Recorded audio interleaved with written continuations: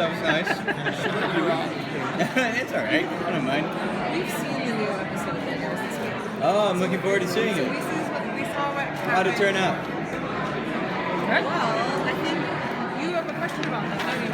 Well, we did the conference call and you were on with Kara, and I asked if the reason you two were on was because there was something was going to happen.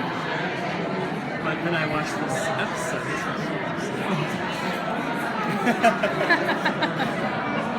Somebody else. How has that developed? Well, it's fun. Obviously there's not much I can say about it right now.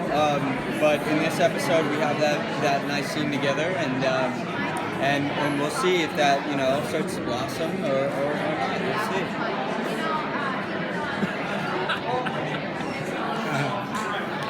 Will there be shippers all over the place?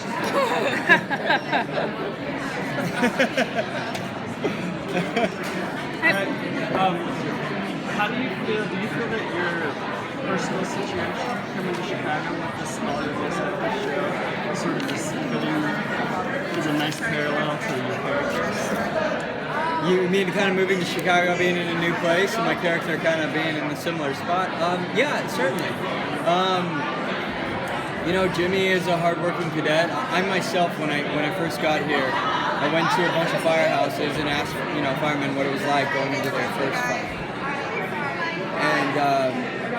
and their answers were all surprisingly similar. They all said they have. My instincts would be like, okay, if I'm rushing towards potentially life-threatening situation, I'm going to be afraid. But their demeanor and their perspective was so different from that. They saw this group of people all working together, almost like a clock, like years in a clock, to achieve one goal. And as a cadet, you have to find your place in that clock. You have to be one of those gears, otherwise you're not part of the group. And that's kind of been Jimmy's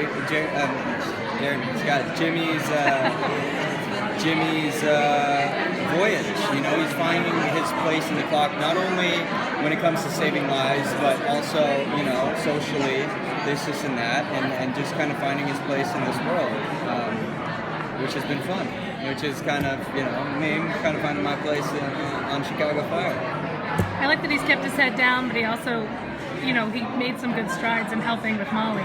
Absolutely. So we see that kind of Well, you'll see more and more. grow. He's a hard worker.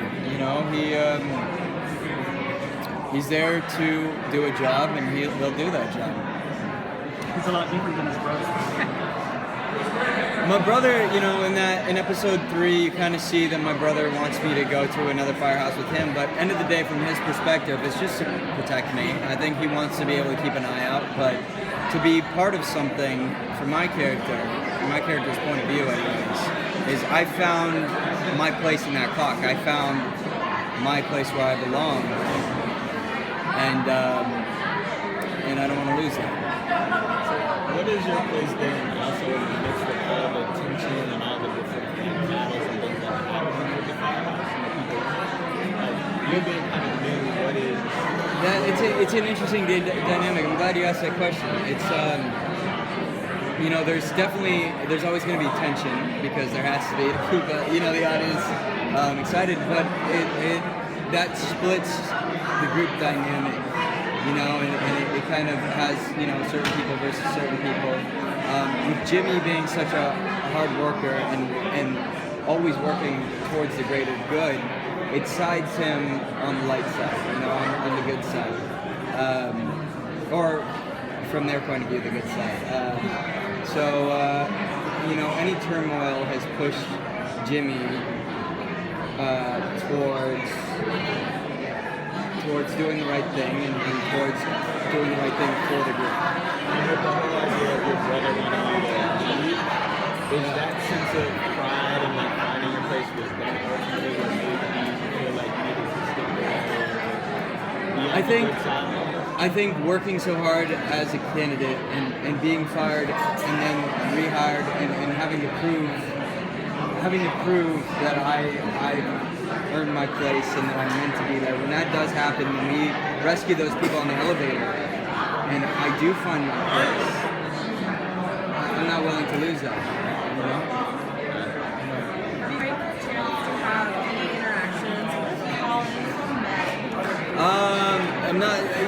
I guess we're allowed to say we've had a scene. We had a scene together Saturday. Yeah. So in the crossover. Yeah. Was that fun for you being, a comic book fan and he's Tommy, so? Absolutely. It's funny. I was just talking about this.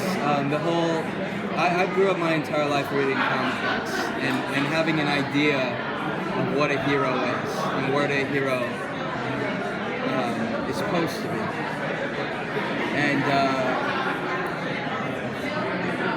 And through talking to these firefighters and hearing stories, it's changed my idea of a hero. It's pointed out that heroes aren't, just people that wear capes. Heroes are people that put other lives in front of their own, that are willing to do anything for the greater good. And that's been great to see. How do you prep for the role outside of just like shadowing a firefighter? Did you spend a lot of time there? Did you go to camp type thing? I went to the fire academy and I learned a couple things, and I talked to a lot of firefighters, and I watched Backdraft a couple times. Were you ever afraid of fire and then going into that situation? Absolutely. I think fire is one of the most dangerous things there is out there. It can bring life, but it can also take away. And learning more about it and how it works and how you can feed a fire, how you can put out a fire, it's incredibly interesting. So as far as prep work, I don't know. It's been interesting. It's been an interesting journey. And so for the crossover community, tell us a little bit of a hint at your other relationships with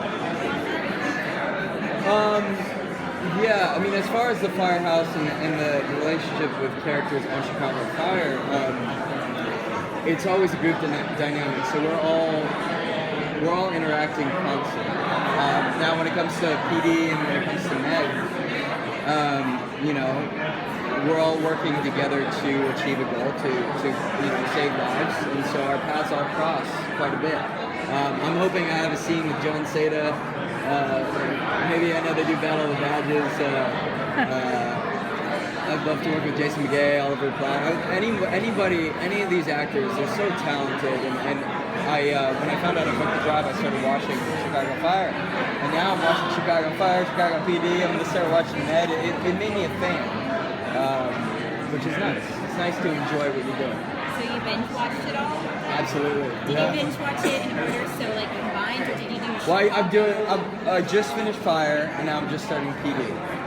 Yeah. So you're binge watching broadcast shows, right, to catch up? Absolutely. Do you have cable? Do you just have Netflix, or how do you watch? They have the whole DVR thing set up in my. I got a rented place out here with rented furniture and rented DVR, all that. So I was like, it's already in there as an option. Pick a couple buttons and I can watch it.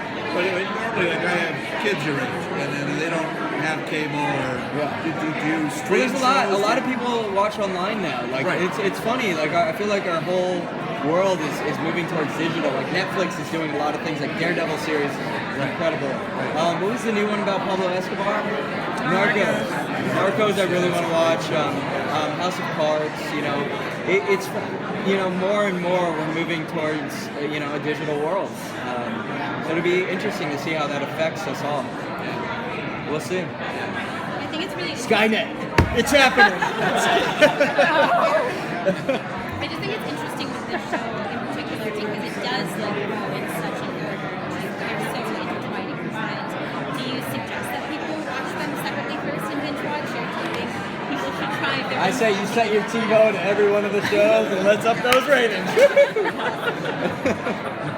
No, but it's they're telling interesting, fun stories, fun stunts, great actors. Why not watch? It's awesome. When you were on The Vampire Diaries, obviously you guys were one of the first sort of college casted in Atlanta. I think we were really close. What was it like similar to coming up here and joining our It was nice because I got to leave one family to another, where, same thing with Vampire Diaries, but I walked onto this set and there was such a family dynamic, and there was no egos, and everyone's hardworking, and that's so incredible. I mean, it's so incredible to be a part of something like that, you know? I'd say the main difference for me is not so much about the dynamic of where we are or you know, the cast or crew. It's more, you know, going from a supernatural world to a real world. Like, where a supernatural world, you're relying a lot on your imagination. You have to connect real world circumstances to imaginary, you know, your imaginary circumstances. And here on the stunt days, you know, when there's a car on fire, there's actually a car on fire, you know, and you got to put out a fire. You got to put out the fire. You know, if you're in a flaming building, there's fire right next to you. You know, so it's more than anything just a different dynamic between reality and imagination, and it's been fun, you know, making that swap. But I look forward to maybe working on something, you know, supernatural in the future. We'll see. Maybe a Halloween episode. Yeah. At some point, a Halloween episode of this. Oh yeah. Oh yeah. You gotta do Also, it.